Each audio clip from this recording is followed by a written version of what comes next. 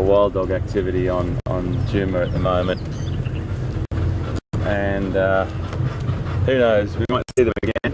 I think we've been incredibly privileged to see what we've seen, that's for sure. I'm not sure, I'm just going to ask Will. We've got Will is directing this morning in the control room, and I'll say good morning to him. I should have said good morning earlier, but he's an integral part of the team that makes sure that we know what's going on, or if there's Pete, having car trouble, or I'm having car trouble, we always, he directs us through that. It's great. It's great to have Will and the control team helping us through anything. They send us the questions as well, which is brilliant, and great to just be able to pick up a bit of information that we need. So what I'm just going to do is ask him what the temperature is, if he can find out for me, because I'm quite interested. It feels like it's just under 20 degrees to me.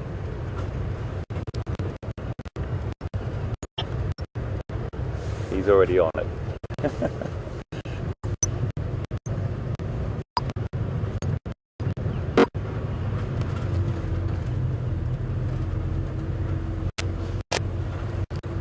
What I love about this,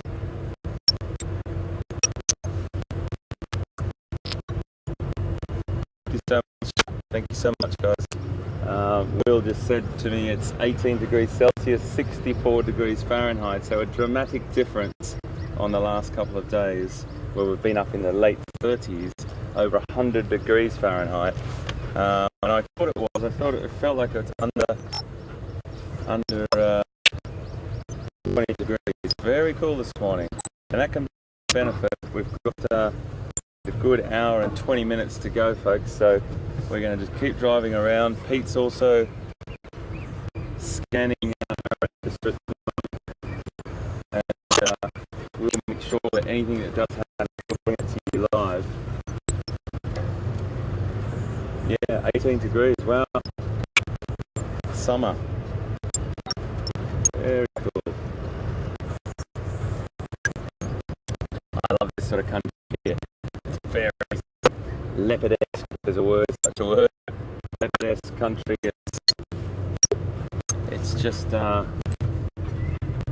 great cover, great little dry creek beds or river beds, and a really lovely location. We did see Mbula here, who knows?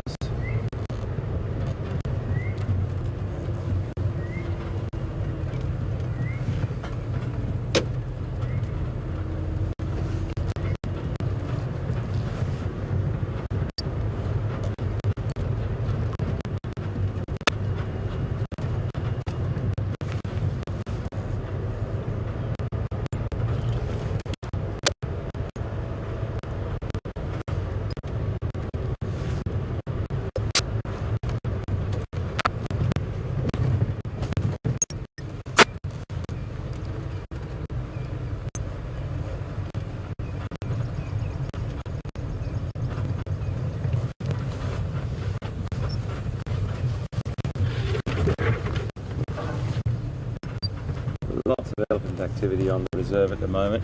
Pushing trees over on the road. We're driving around. We had to tow a tree off the road yesterday because we just couldn't get around it.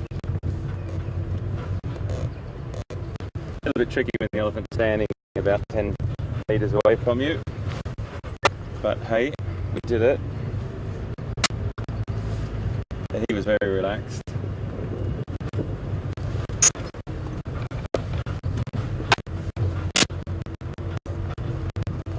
A couple of really big tuskers on the reserve at the moment as well. We saw one with a radio collar on yesterday that could be from very, very far away and could be is monitored by researchers working on a project monitoring elephant movement. So if we see him, we'll definitely stop and have a chat about him.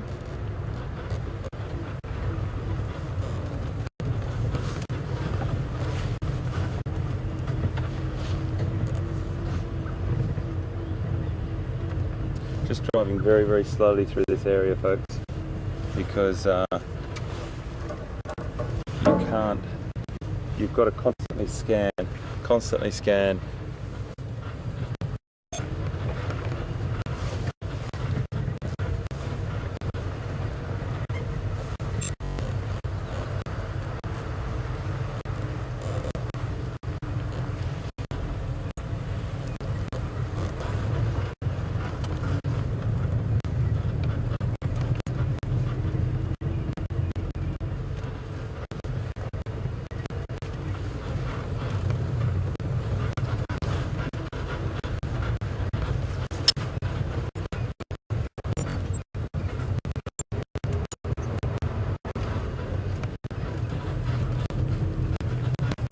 Watch the aerial here, mate, please. Thank you.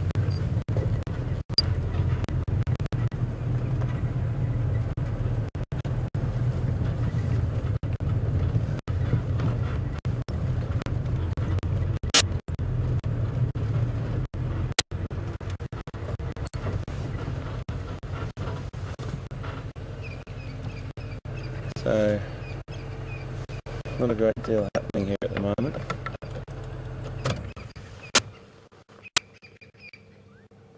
But always worth just coming up and having a bit of a look.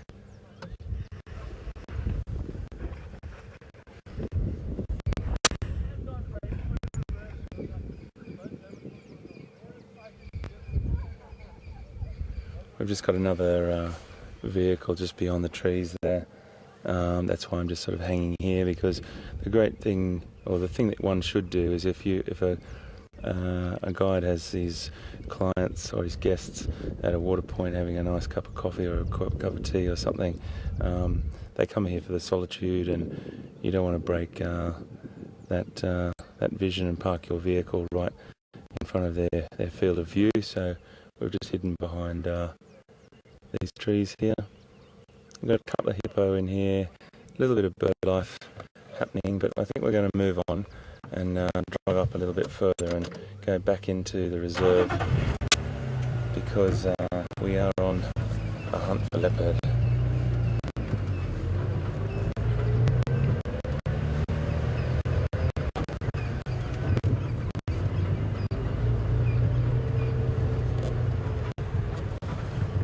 Or anything with anything that we come across, we will definitely have a look at. But leopard, particularly on after this morning. Lion, of course, you just don't know. I think they've moved through the reserve onto Arathusa. Wild dog, of course.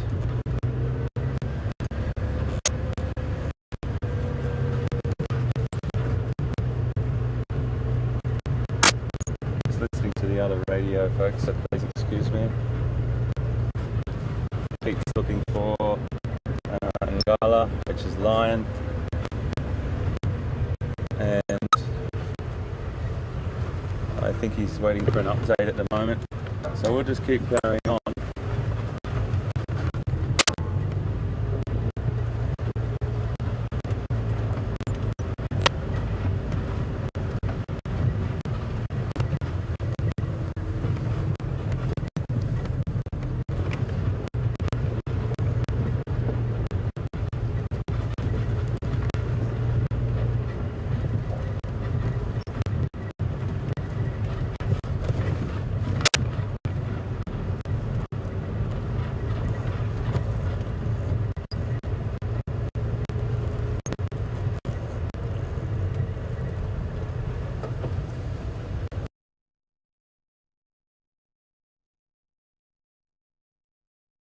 Different rangers and guides around the area that are talking to each other as well. So it's a little bit like you really got to focus. So sometimes when I stop and I might be in the middle of something, it'll be because I'm listening to what's going on the radio. So I can hear Pete's trying to find Ngala, which is lion, and he's talking to some of the other guides as well. So we'll definitely see how he goes over there. And as soon as we get onto it, we'll go straight to him. And yeah, fingers crossed there.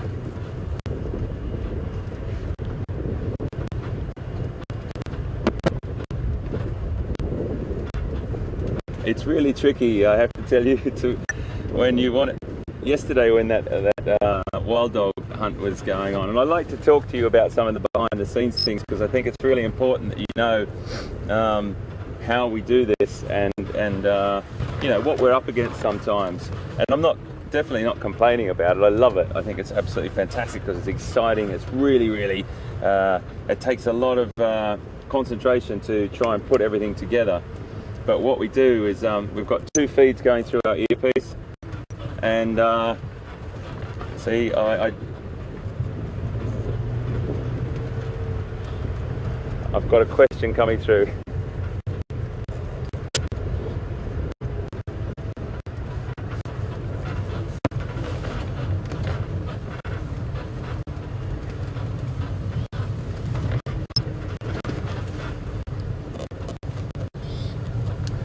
Just got a question from the Anders in North Carolina. Thank you very much for your question, folks. Are we hearing wind or thunder in the background? Sorry, is it thunder or just wind in the background? It's actually just wind. There's a bit of wind around this morning, folks, so what you're hearing is probably a little bit of a blowing sound on when we come out into these open areas. So apologies for that. We've got these little, what we call wind gags on the microphones, and they stop as much as we possibly can, but it does end up getting a little bit flowy sometimes.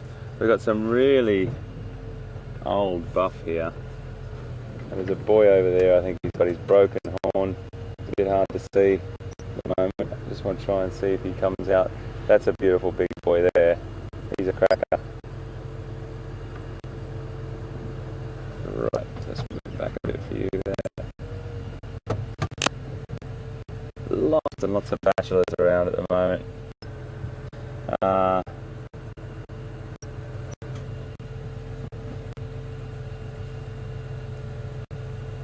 There's one over there with a broken horn, but we can't quite see him. He's in the thick of it.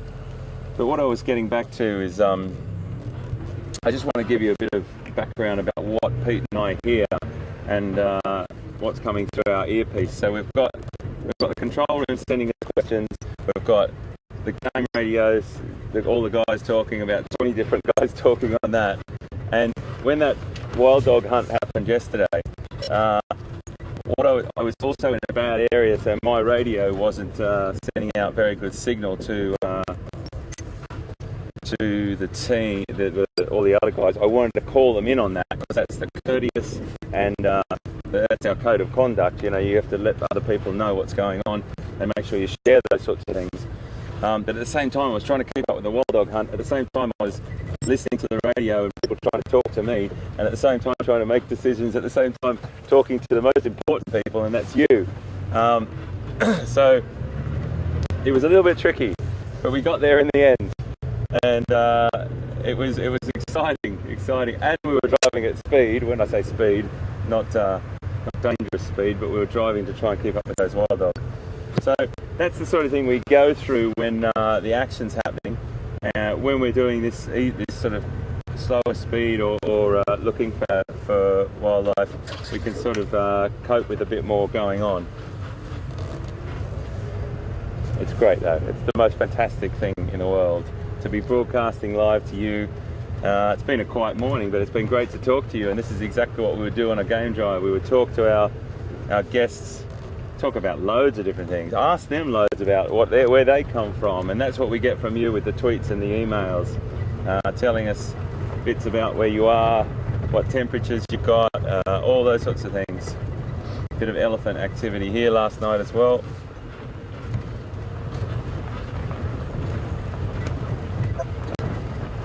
Maybe that's actually a few days old, that one. You can just tell by the leaves on the trees are a bit older. So we're just dropping down into a little riverine vegetation area here.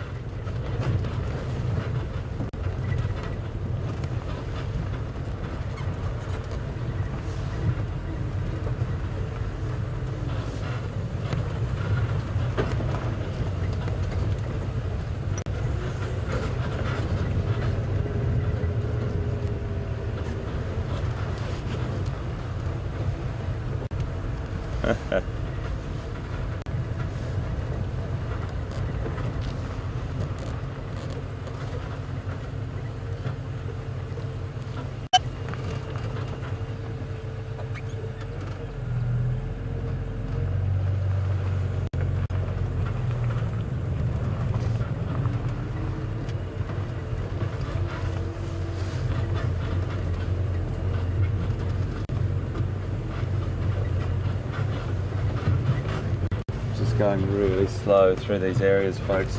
I know you understand that it does take time. It really does take time. I'm looking for leopard.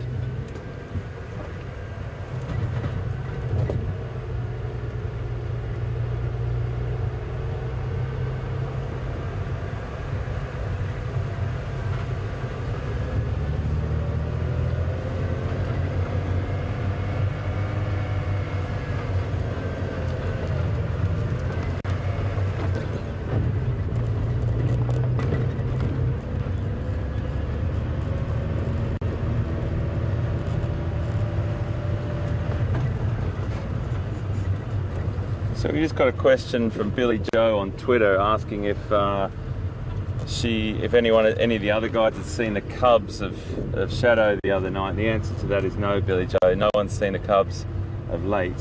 So we're constantly keeping our eyes open for that. But I will make sure that you know about that if we see them, that's for sure.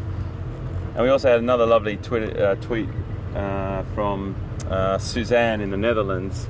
It just says, morning HT, and looking forward to what's around the next corner. So thanks so much for that, Suzanne. So am I. So am I. I tell you, I'm going to head up this way.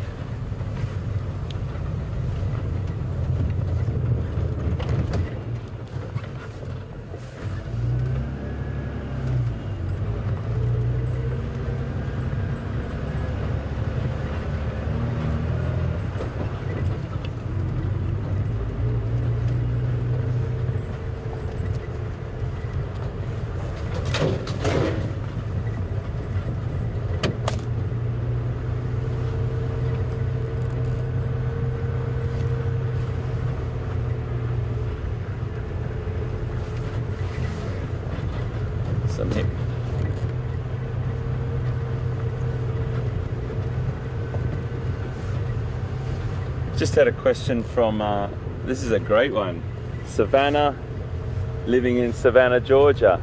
Wow, how fantastic to have a name from where you come from, Savannah. That's lovely.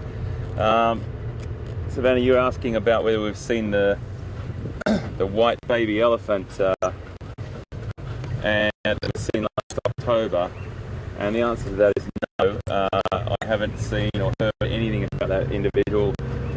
So if you do hear anything, of course we'll bring it to you. But the answer to that is no, Savannah, unfortunately. Just cruising up now the back of the area that I saw the wild dog yesterday, and it's quite a sort of prolific game area. There's lots of elephant around here, and it's sort of Karula's, the back end of Karula's area, territory. So we might see if we can see any tracks or spoor on the road. This sort of area here is very difficult to see tracks, but if you've got sand, you can get a much better handle on any tracks that are there.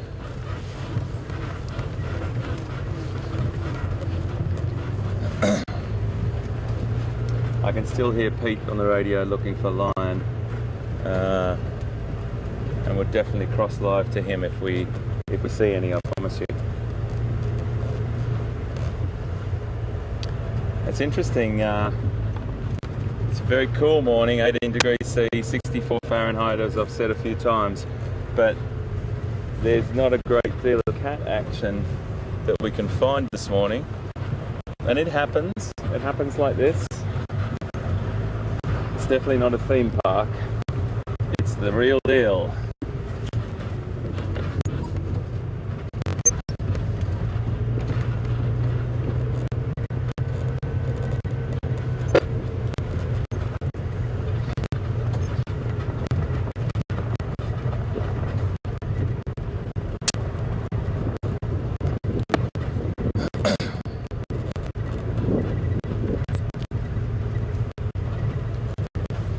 We were going to have a chat with you last night when we came back, and we tried to get all set up, but the rains just came down so quickly, and it was coming in under cover, and all the equipment was getting getting spray on it and rain, so we will try and come to you for like a sort of a side chat if we possibly can.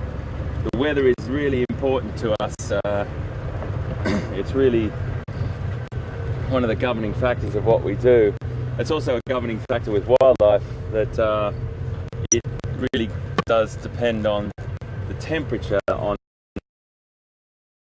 So, and there's always exceptions to the rule as well. One would think that these cooler mornings like this, you would see a lot more cat or predator action, but it happens. It's fine. We've got a good amount of time with you here, folks, in this beautiful place, so we're really looking forward to you sticking with us and building some great relationships with you on social media, and also having you on board with us, just viewing, coming out in the back of the vehicle with us. It's just great. Building up to Big Cat Week on Nat Geo as well, on the 29th of November, which is going to be very, very exciting.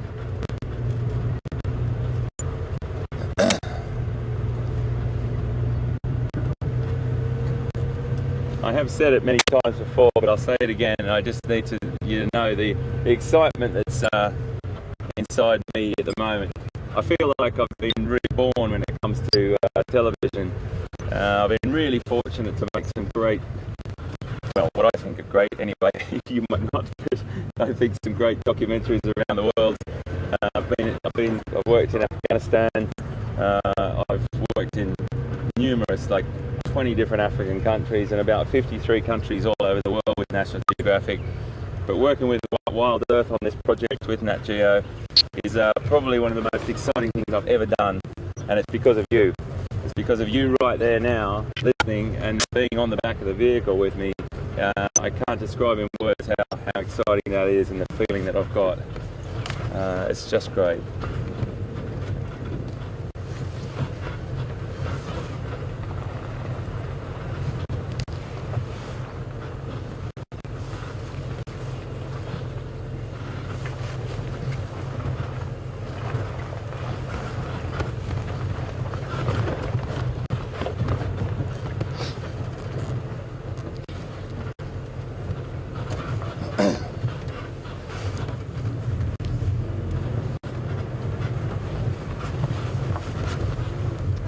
Looking down these little, excuse the bumps here folks, hold on, these little areas here where it's fantastic leopard territory. It's a bit quiet, but we will carry on, I promise you. Sorry about the bumps, everyone. I just had a question from Ed on Twitter, and Ed has asked, hi Ed, and thanks for your question. Ed has just asked, what other things have I done for National Geographic? And just to name a few, Ed, I have been very, very fortunate, I must admit. That's the first thing. Working with National Geographic is, you know, a childhood dream come true. I was very fortunate to go to Afghanistan in at the end of the first assault by the Allied forces, and I think that was it. They went in November, and I went in February with a team to try, and we got word of this situation that was going on in Kabul Zoo. Now, zoos are a very, very, I won't go out of context too much here, but just a little quick background. Zoos are an incredibly important tool, and I've mentioned this in the first few days we were on air. Good zoos around the world do amazing work with educating people. They do incredible work in conservation projects. They've got scientific teams out all over the world, and they're also a place for recreation. Okay, they might not be everyone's bag, but they are there, and the good zoos do an incredible job. Obviously, Kabul Zoo wasn't going to be a great place, and what I'd seen and what I'd heard, but the animals there needed to be assisted.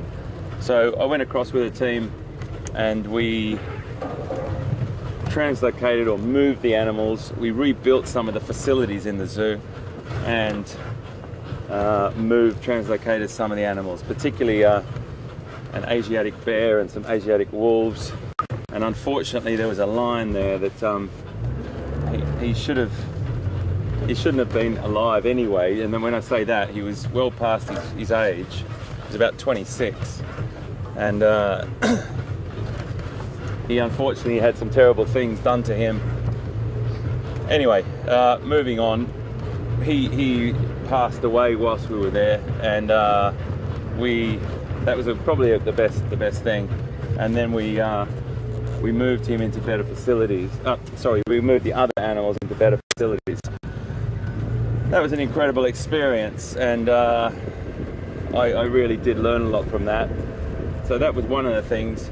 I recently did a series on Nat Geo called Hunters of the Lost World.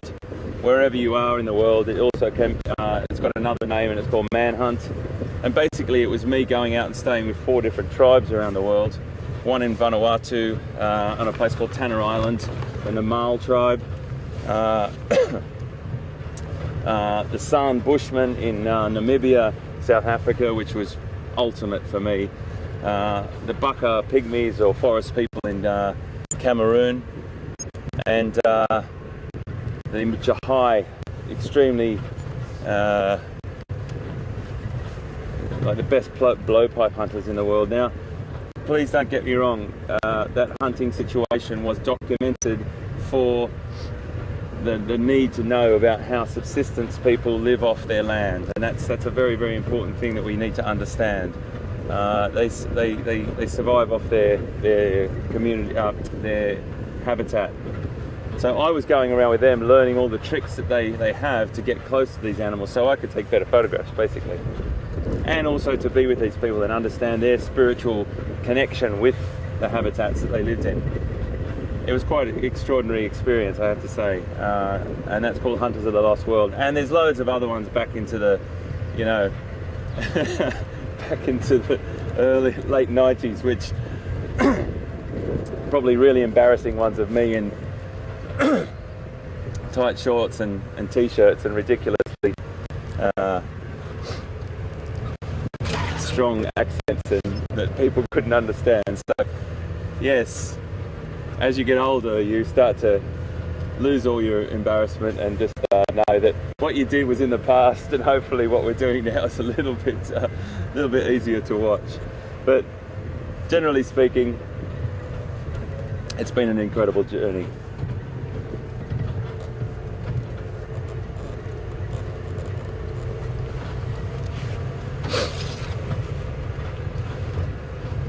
Okay folks, I think I'm going to carry on.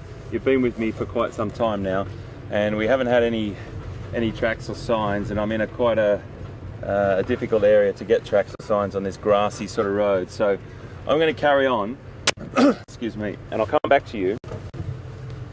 But I'm going to throw over to Pete now, because he's actually on some strong trail of a leopard, I think, and I think it's best that we cross over to him. I carry on looking around here and see what Pete comes up with, and hopefully I'll see you soon. But thanks for sticking around, and really look forward to talking to you just now. Okay, let's cross to Pete.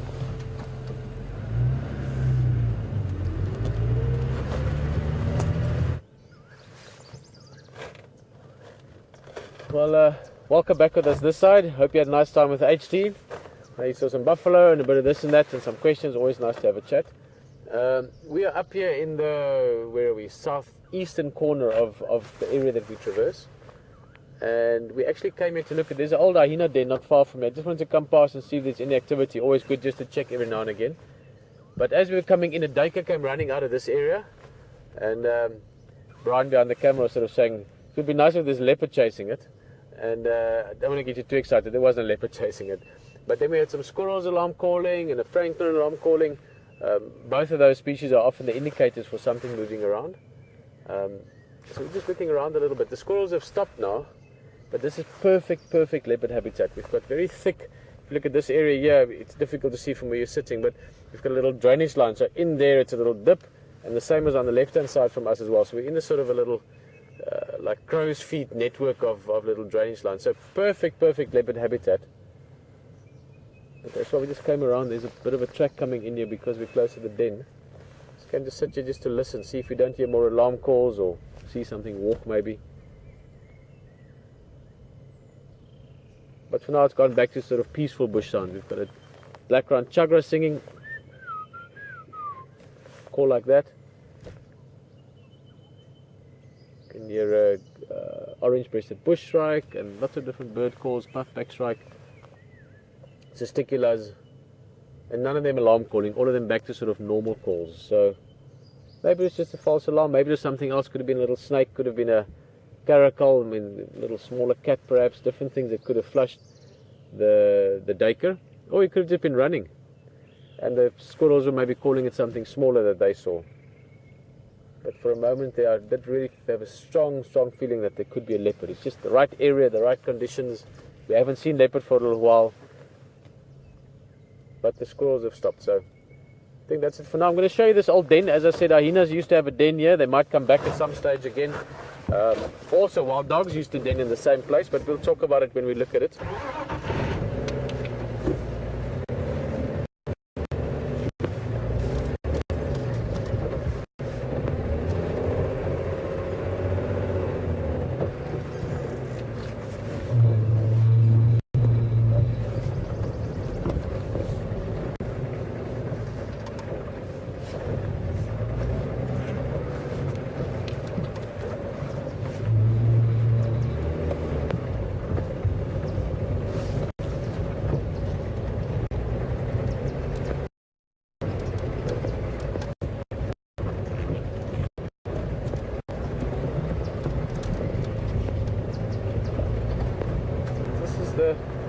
One of the den sites that now and again gets used. We'll have a better look from the other side. This is a termite mound. It's got some nice trees growing on it. It's a jackleberry, it's amboti. Let me show you the main entrance. Now, it's not active at the moment. Just looking at it, you can see there's no recent tracks of anything. As I said, the last few years I was here, it was hyenas here. But they did have some stages over the last sort of 10 years or so, 15 years. Quite a cool. There you can see the main entrance. Now that still looks, how shall I put it, sporadically active. In other words, you will still find most likely porcupines using it sometimes, warthogs perhaps. That's the main entrance. And if we go towards the right hand side, past those little red flowers, there's the other entrance. You can actually see there at the bottom of it, there's been some digging. Not major, but maybe a warthog just cleaning out a little bit of the mud or something like that. So there's been some activity, but not on a day-to-day sort of continuous use basis like you would find if there was a, let's say, a hyena den here. But a place to check. Never know what could be here.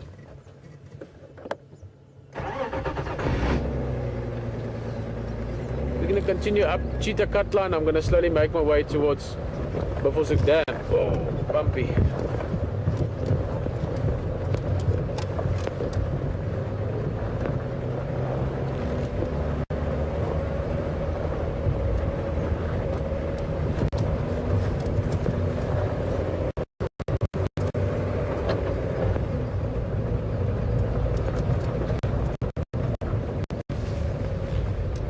Brilliant, guys. Remember, you can contact with us on the vehicle. You can email questions to Wild Earth or questions@wildearth.tv, or you can use Twitter, #Safari Live. Hello, Rita. Rita Gilmore just tweeted us asking if this will still be streamed live onto the internet. So that's good news for those of you liking or preferring it to view it this way. It's just good news for me. The more people that can join us and drive, the better, and hopefully the more of this we can do with you all around. Rita also, if you do follow it online, is on the Big Cat Week on Nat Geo on the TV channel. There will be a few ad breaks and things like that, which very uncommon for television. There's a little bit of leeway. So if Karula is about to catch an impala, Will can actually hold back the adverts, which is very, very cool to know, but obviously within reason. But on the internet side of things, it'll continuously stream. So that would be one of the ways to stick with us through whatever happens. Ooh, let me try and even out for you there. That's a giraffe or a giraffe, depending on where you're from. More specifically, this is a southern giraffe. I'm just thinking, I'm not exactly sure exactly which route HD did this morning, but I think he was heading this way, and I know he saw a few buffalo. I can see a few buffalo right in the distance. We'll show you just now. You can't really see them very well.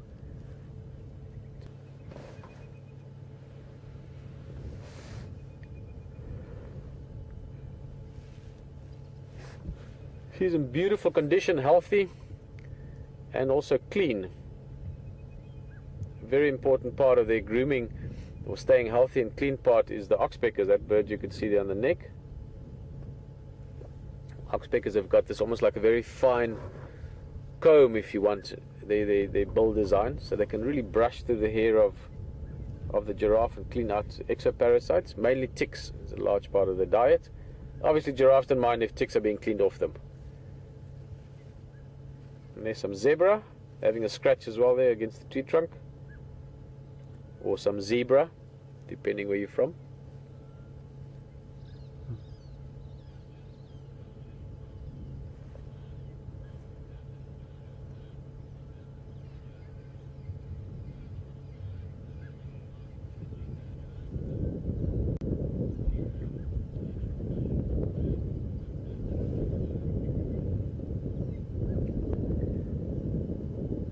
Well, Raf, just asking what that little bird is, as we just mentioned. I'm sure you heard it as we talked about it. Those are oxpeckers. Now you get two kinds of oxpeckers, red-billed in this case. You also get the yellow-billed oxpecker, which we don't see very often. But they are specialists. They are specifically evolved, or they specifically feed off large mammals. So things like buffalo, giraffe, zebra, or buffalo, giraffe, zebra, depending where you're from. Raf, you're from Athens, Georgia, which I was going to say that could be a few different places, but I presume that is, well, I know that is Athens, Georgia, United States, not Athens and Georgia, Europe.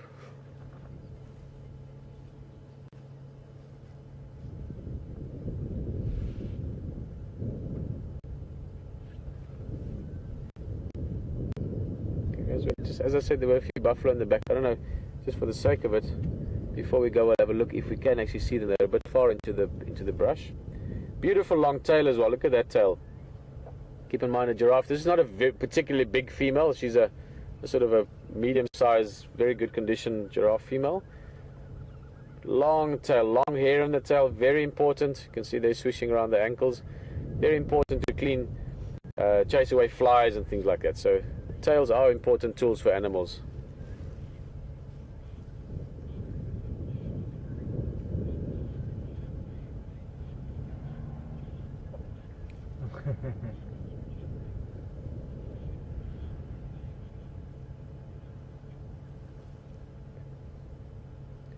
Guten Morgen, Marcus. Wie geht's?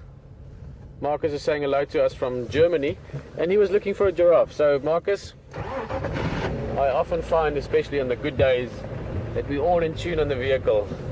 There's maybe a bit more communication other than just the tweets, the emails, the radios. Maybe there's a little bit of an awareness, collective consciousness of what we're doing. Who knows? Anyway, Marcus was just saying we'd like to see a giraffe. There was one. Trying to remember the German for giraffe.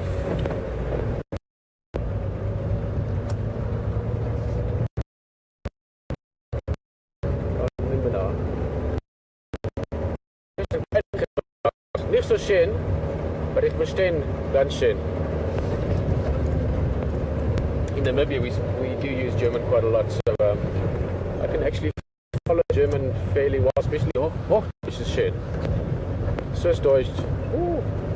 I always say if I hear a language and I've got no idea what it is, I know Swiss German.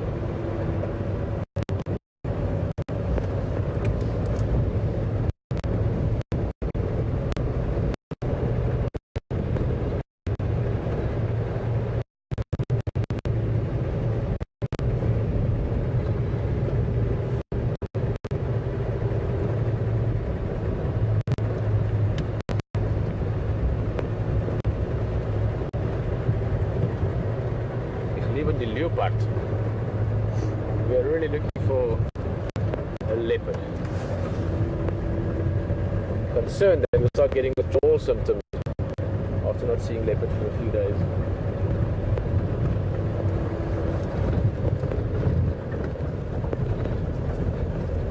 And normally when you know, there's certain leopards that stick around the areas like quarantine male, Karula to an extent. If you... Okay, guys, some leopard here, but it's a big surprise for you. I'm not even going to say what it is. I might be getting there as well and have a lovely time that side.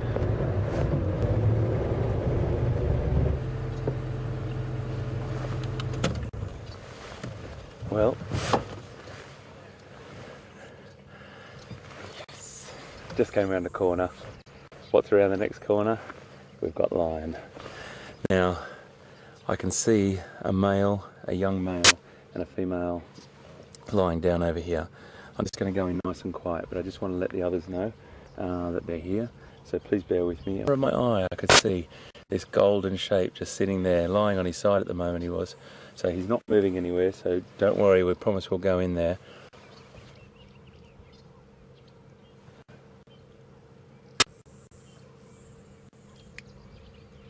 Peter, do you copy?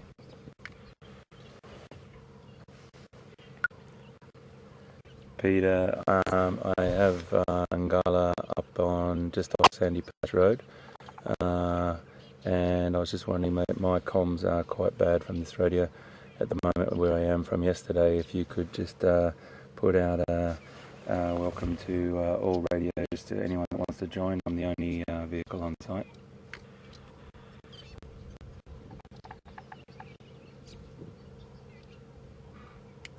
Did you copy that, Pete?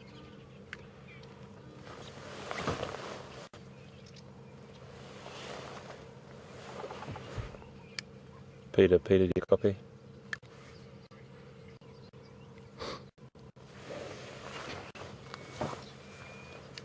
Control, do you copy? Just move up a little bit for you folks so you can get a little look at them. Right there.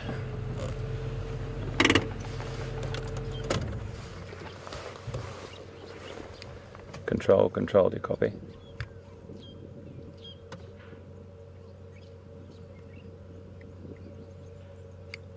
Control, do you copy?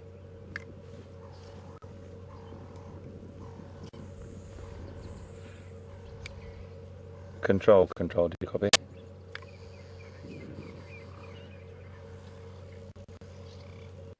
Control, I can't hear Pete at all. I was wondering if you could get a message to him for me, please. Just to let him know that I'm with Ngala on Sandy Patch Road, and if he can put a message out to all radios to join. I'm the only vehicle on location at the moment. Over.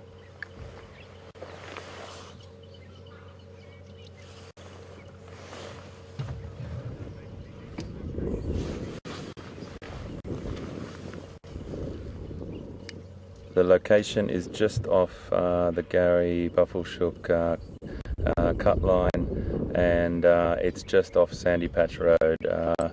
You'll see my spore going in off the road, very close to where the wild dog were yesterday.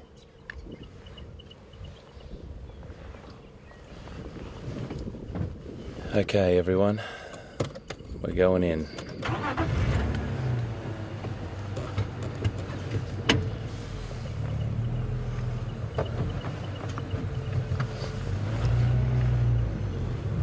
Thank you, Control, thank you. You're breaking up a little bit as well. It's a bad location for me here.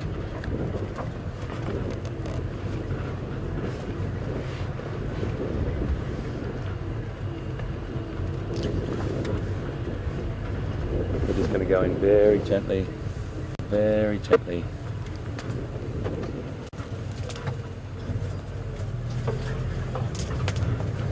Oh my goodness, I can't tell you how happy I am, folks.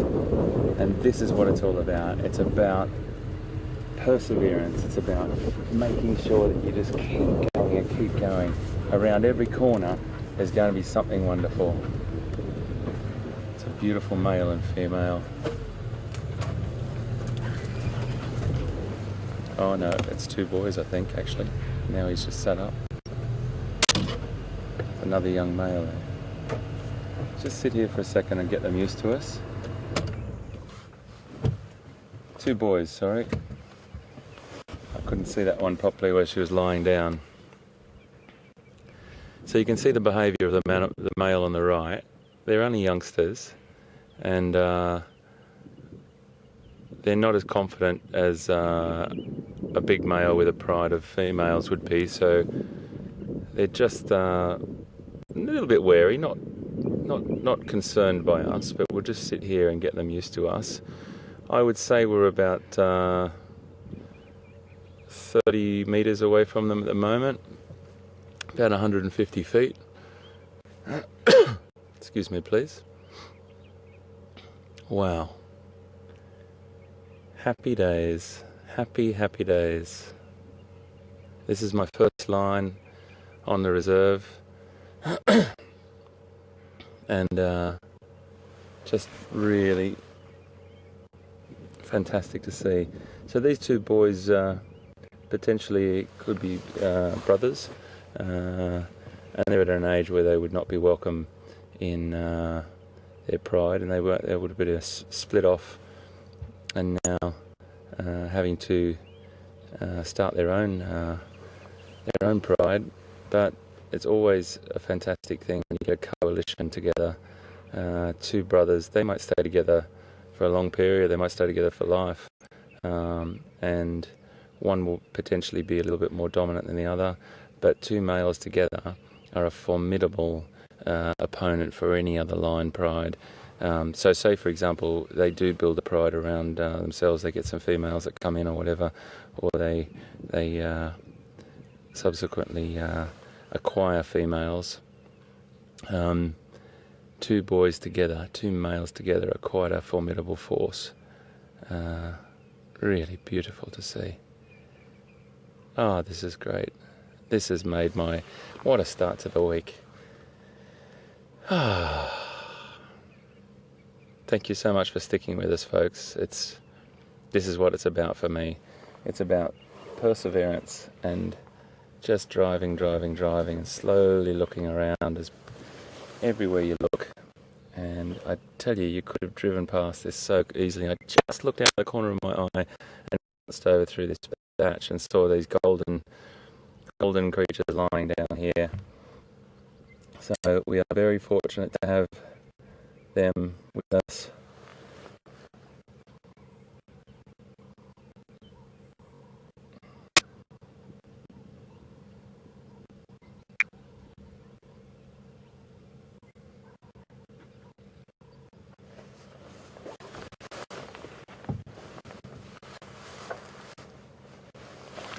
I'm just going to try and talk to Pete, folks, so please excuse me if you hear some radio chatter in the background. Just trying to get him and walk him in here.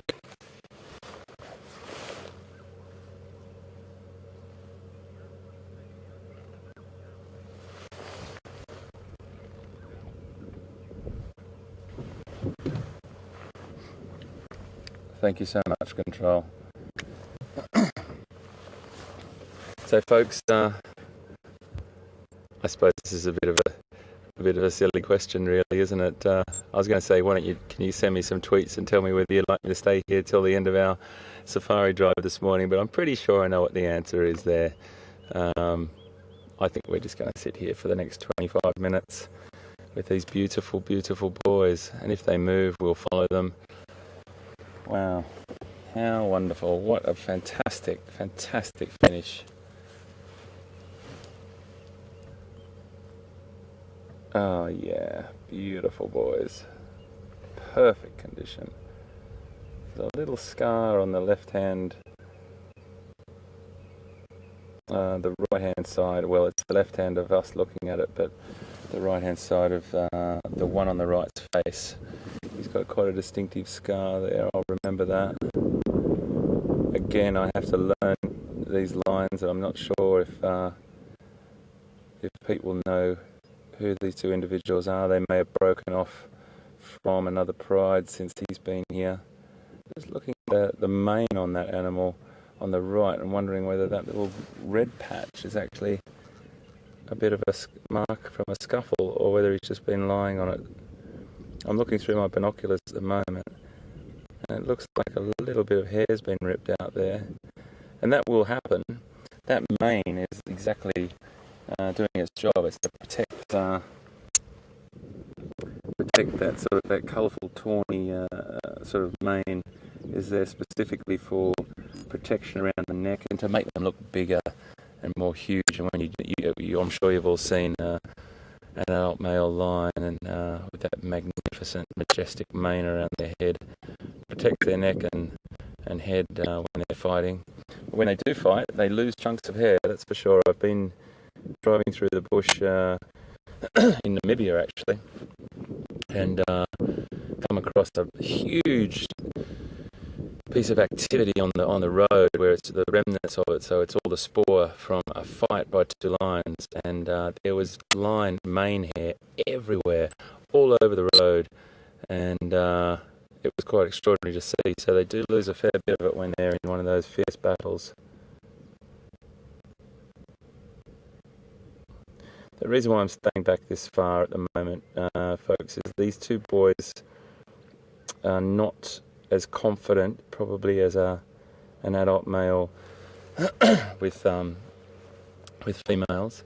And as I saw as I drove up there, his behaviour, the one on the right, he dropped his head right down low, and we wanted to make sure that we just didn't disturb them. Respectful distance we are away from them. And if we do go any closer, I do suspect they'll actually get up and move. So it's great that they're sitting up. Normally we see them flat out on the ground at this time of the morning. But again, because of our sort of 18 degree Celsius, 64 Fahrenheit temperature, we have a superb encounter with these two beautiful, beautiful young males.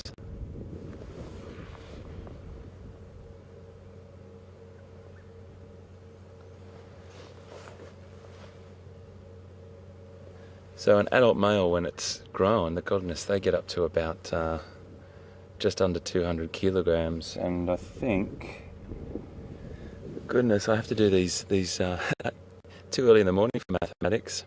I think it's about 400 and just over 400 pounds or something.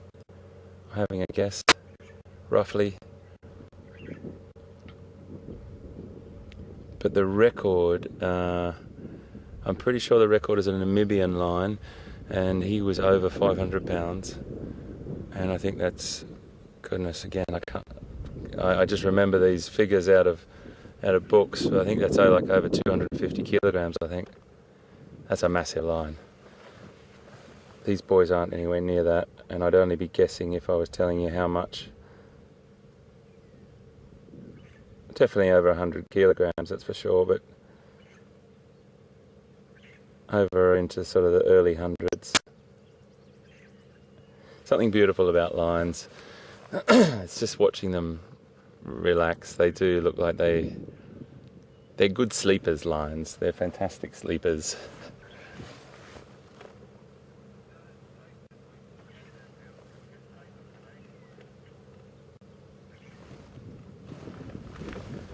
I'm just going to edge a little bit closer. They seem to be... I'm just going to move in a little bit closer. I'll just see what the behaviour is like when I start the vehicle. That looks pretty good to me. Just watch what he does.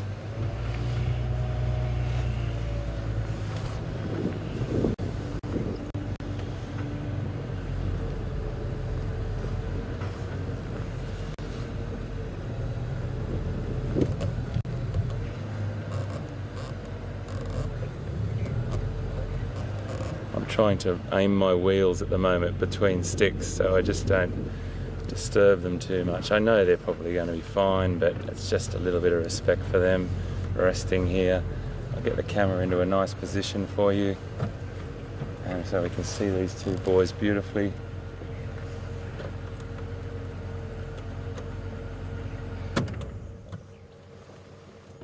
That's what we like. That's what we like a lot.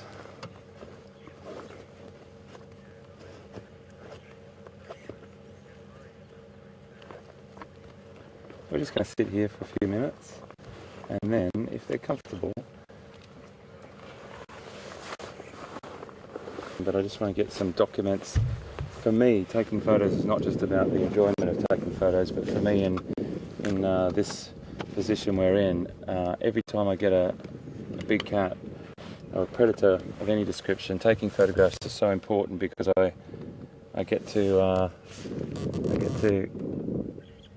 document the actual facial markings. I just got Pete on the radio, folks, so just please bear with me.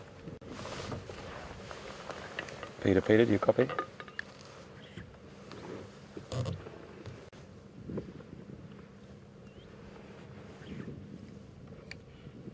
Peter, do you copy?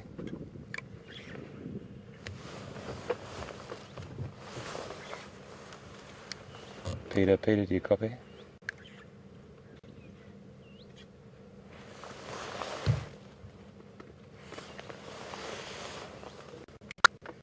Peter, do you copy?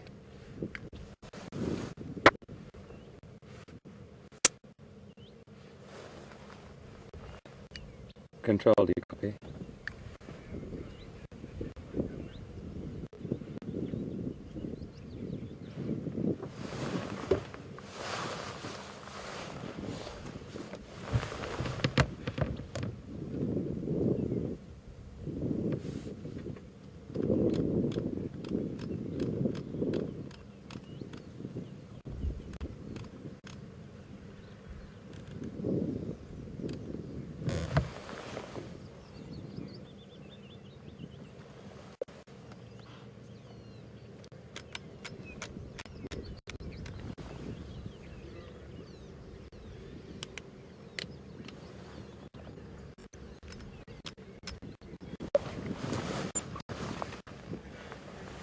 Yeah, copy, Pete. Just off Sandy Point.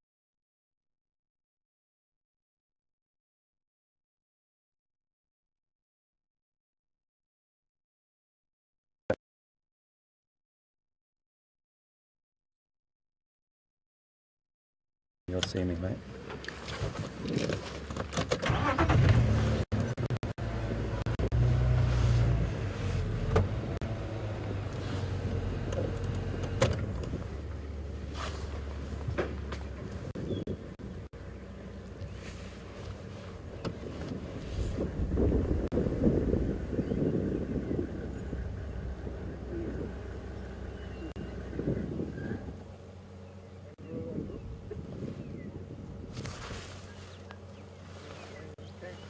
My pleasure, mate.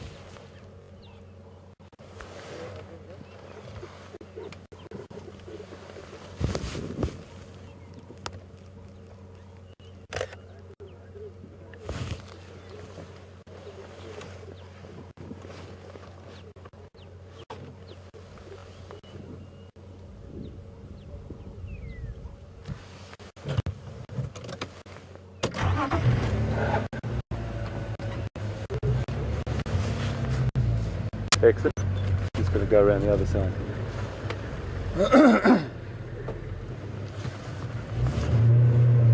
We're on the move, folks, so we're just going to follow on. Yeah. Move back to the main road. I think I head over this direction.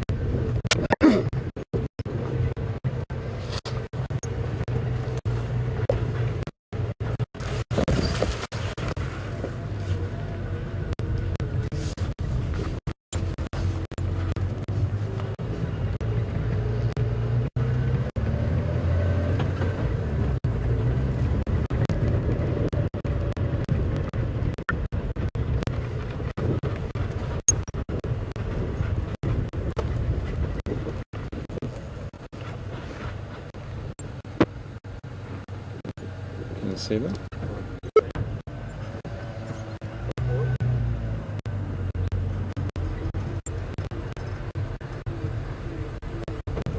Okay. So we've got, sorry, should give him a bit of privacy there. Anyway, they're on the move through here. That's a beautiful shot, isn't it?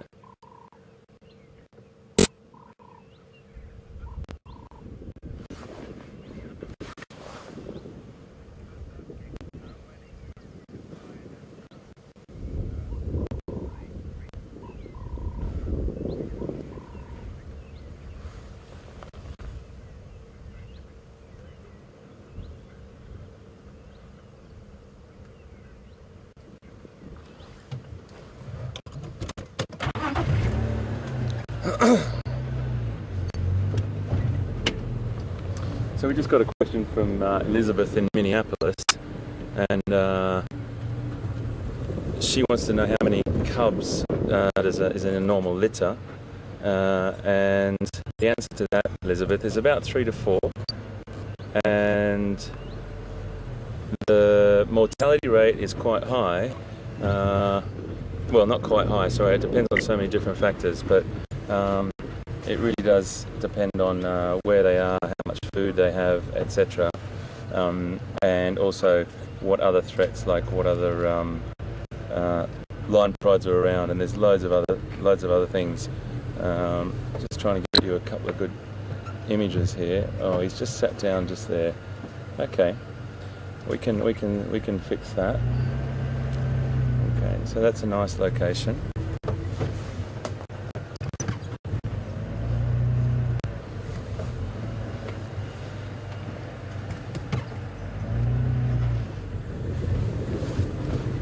Need to squeeze through here. It's a little bit tricky through here, guys, so bear with me.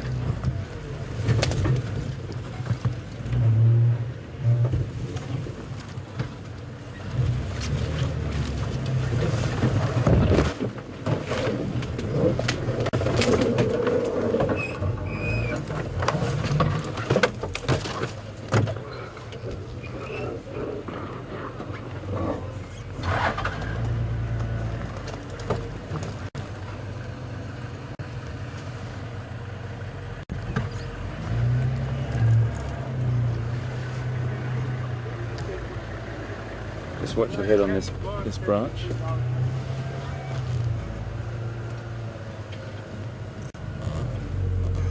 Get up nice and close here.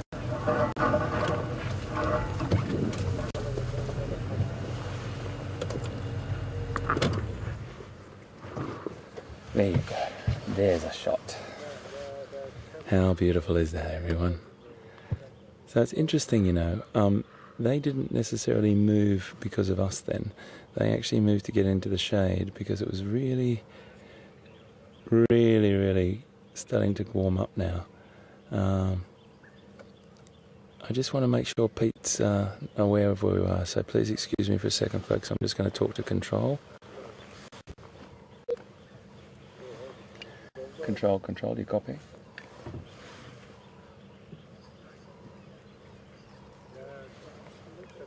Control, do you copy? Control, can you just make sure you can tell Pete, because I can't raise him on my radio at the moment, if you can tell him that we are just off Sandy Patch Road, repeat, just off Sandy Patch Road. If he's coming in from the Voyatella Access Road, it's on the left. If he's coming from the Gowrie Buffalo Cut Line, it's on the right.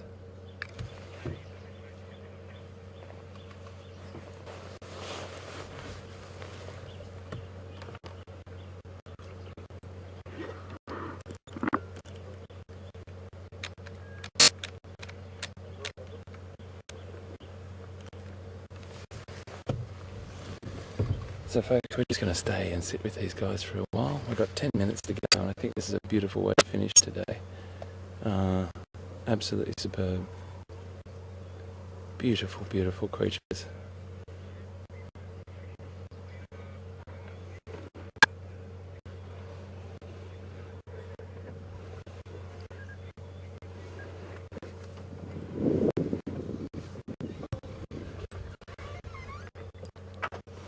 We're just getting some information now back from Control that I'm sure you're aware, but we have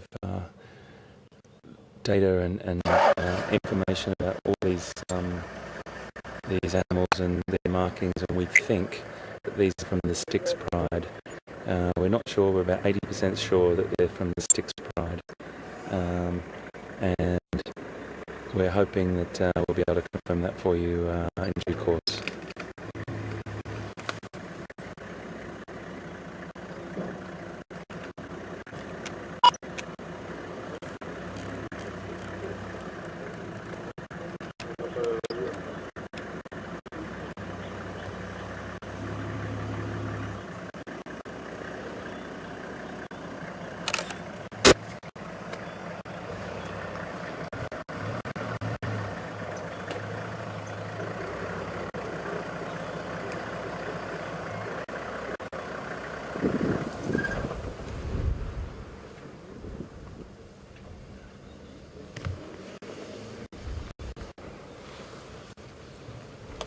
here comes Pete, which is great. That's really what I wanted as well.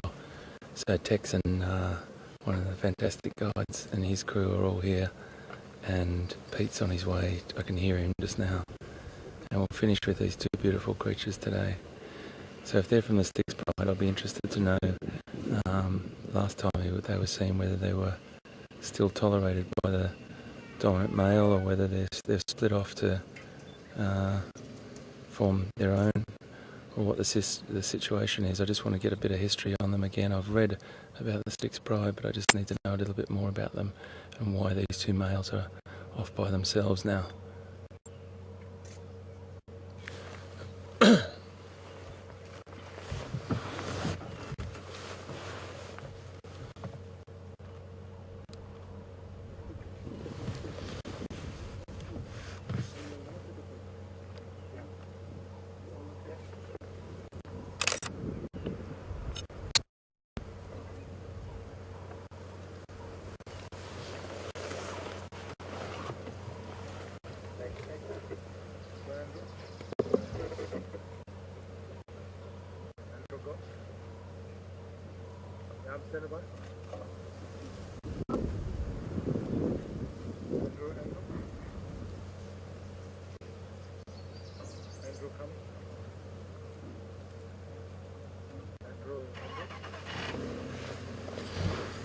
So males will leave the pride at about 2.5 years of age, and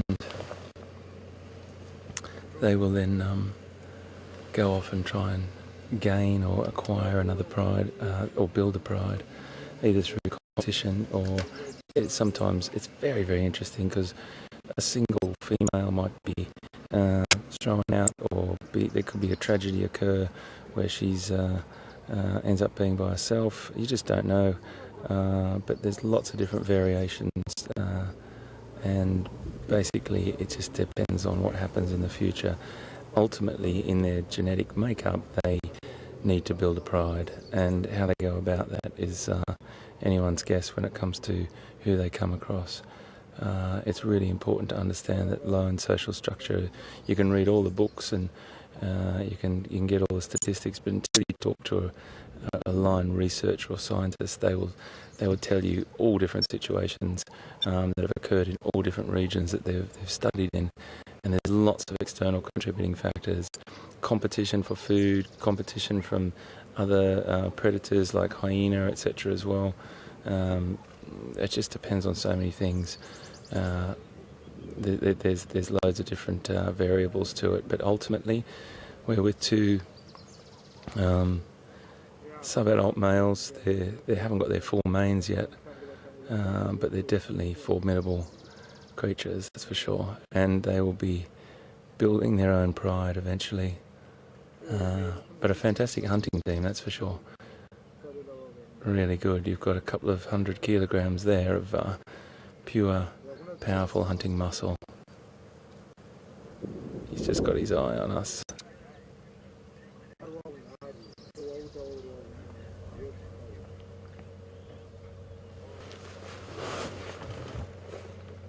Need me to turn? Really close. Do it from that side. Yeah. Looking straight at me. It's that line look.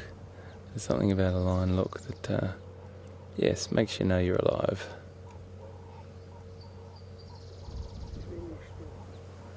I love how the other males just use that tree as a prop.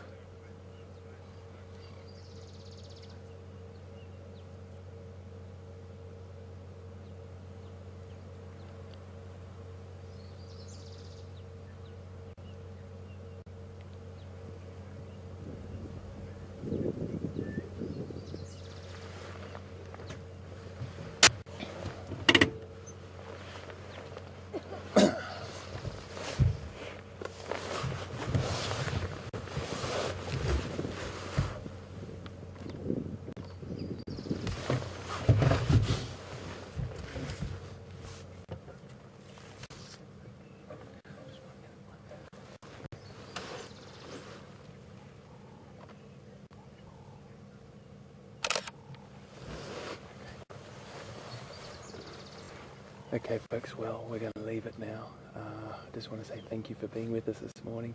What a fantastic finish. We'll see you this afternoon.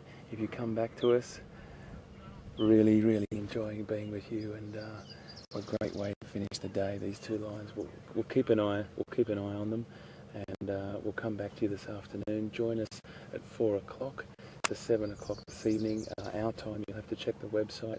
If you've got any questions, it's questions@wildearth.tv or #Safari Live. Take care guys, and thanks for being with us.